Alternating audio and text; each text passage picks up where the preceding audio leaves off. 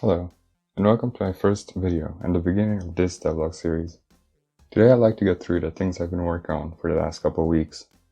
The game that you're watching right now is my first real game, and the game that I will be talking about today. I started working on this a couple of weeks ago, and would like to share my past and future progress in the form of these videos. So let's get to it.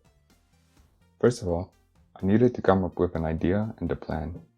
I already knew I wanted to create something simple, yet fun, since I didn't have much development experience. I settled on a top-down spaceship game that would be played a lot like the popular game Saw Knight. Basically, you would fight against enemies in random generated dungeons, composed of pre-made rooms. However, I wanted to make it my own, so I sketched down some ideas I wanted to integrate in the project. At the time, it was mostly basic stuff, like how movement would work and the types of enemies. So, right after I was done with that, I opened up Unity and started a new project. First, I worked on basic movement. While trying out different movement methods, I thought of using the right and left keys, or A and D, for rotation and W for moving forwards. This felt like combining joystick and keyboard into one, and it would be perfect for my game.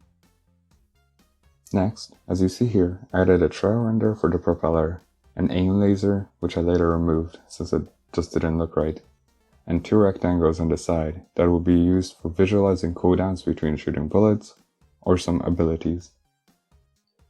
Next up, I really wanted to just make it look a little bit better. Since I don't really trust my art abilities, I decided to keep it really simple and just add a bloom effect to the whole scene. That made the game look alright, while still just being simple shapes. As you can see, I also added a health system to the top left. However, I'll most likely turn this into a health bar later in development, since it will just fit this game much better. I spent a lot of time on the shooting and weapon system, just to make it really easy to add new guns and weapons in the future. I'll talk about this in a little bit. As you can see in this clip, the bullets are very slow, but each gun will have its own bullet speed, bullet number, bullet size, cooldown, and spread.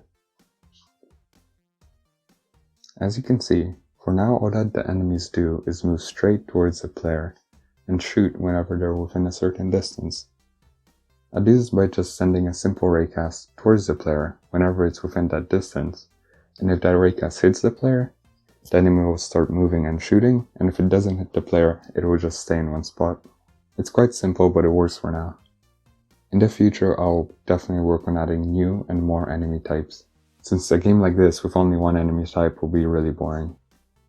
In this clip, you can also see the coin system that I added on the top right. These coins will be used to buy new ships, weapons, and upgrades.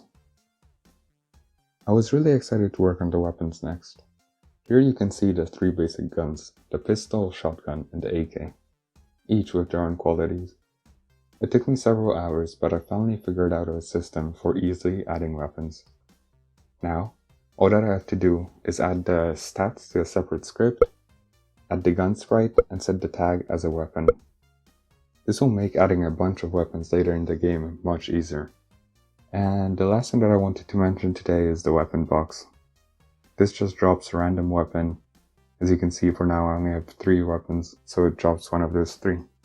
And that's it. Thanks for watching, and as I said, I hope to make this a small series. So if you enjoyed watching today, look out for part 2 sometime.